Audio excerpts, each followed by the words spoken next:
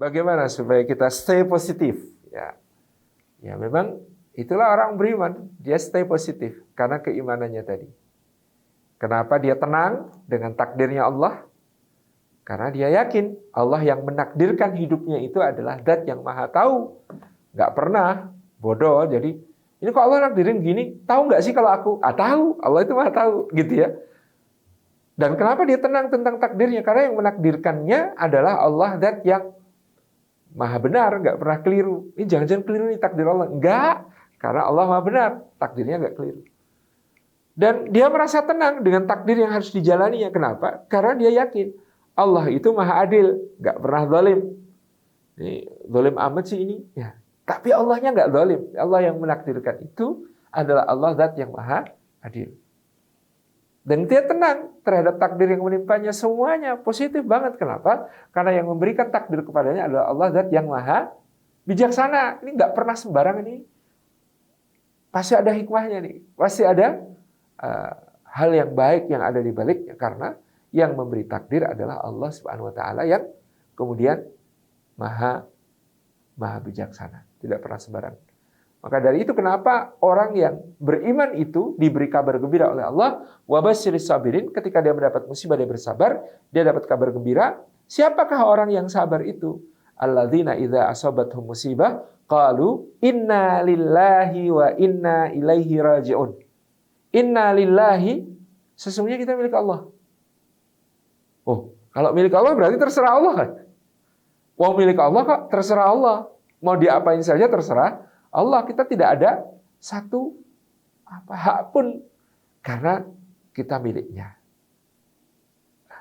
Kita miliknya. Oke, saya positif. Jadi dulu Anas bin Malik radhiyallahu anhu menceritakan bagaimana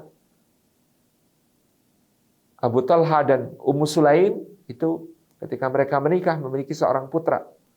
Ketika putranya yang masih kecil ini sakit, Abu Talha harus bepergian untuk satu urusan perniagaan. Ketika Abu Talha sedang pergi, putra yang sangat disayang ini ternyata meninggal. Maka Ummu Sulaim bergegas memandikan anaknya ini, kemudian menempatkannya di tempat tidur seperti biasanya, dia selimuti seperti biasanya.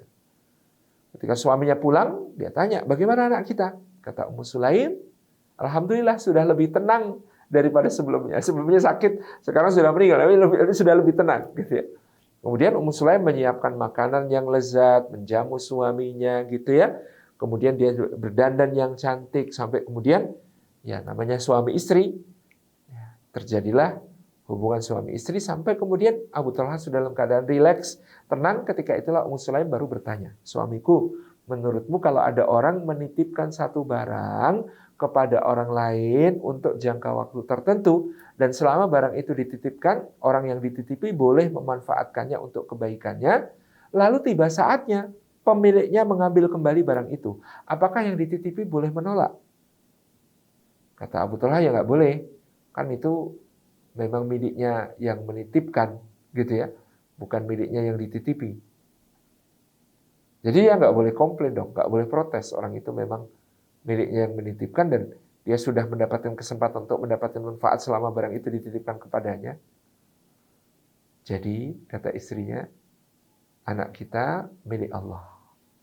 Dititipkan kepada kita selama berapa waktu dan sudah membuat kita bersyukur dan bahagia.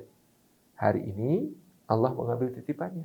Ya, Masya Allah ya, caranya stay positif ketika menerima musibah itu luar biasa.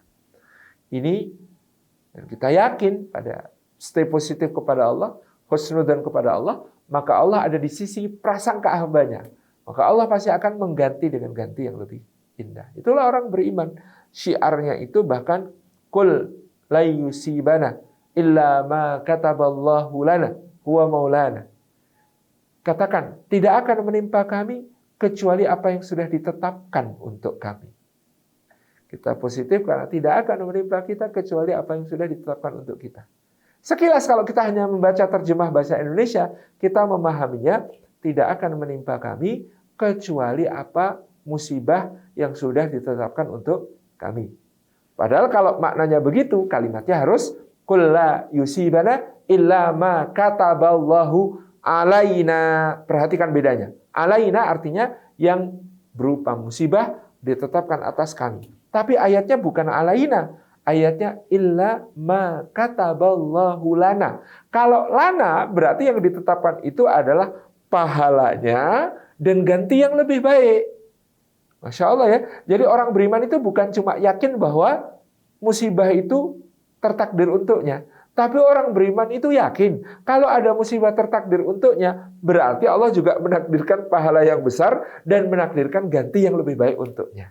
Itulah yang disebut sebagai stay positifnya orang beriman.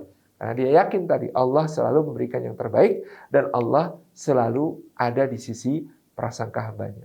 Sampai level kerennya lagi, ya Sayyidina Ali bin Abi Thalib pernah mengatakan, kalau doaku dikabulkan, aku bersyukur.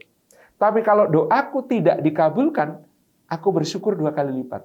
Kenapa? Karena kalau doaku dikabulkan, berarti itu pilihanku.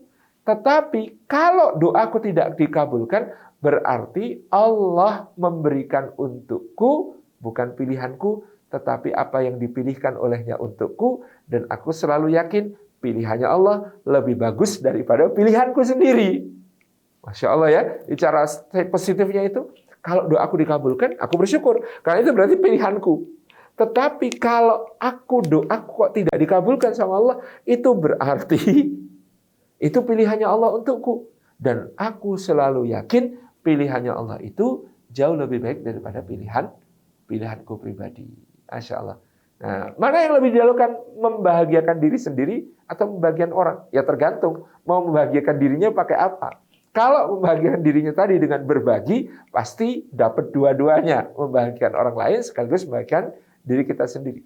Tapi cobalah mau membahagiakan diri dengan segi egois apapun, ya akan ada rasa hampa, rasa kosong. Karena ya kita membahagiakan diri pakai hiburan, membahagiakan diri pakai duit kita, beli apa yang kita mau, senang-senang sendiri. Kebahagiaannya sementara sekali, cepat sekali hilang. Tapi membahagiakan sesama, itu bahagianya di dunia bertahan lama, di akhirat abadi. Kita bisa memilih. Wallahu a'lam bishawab.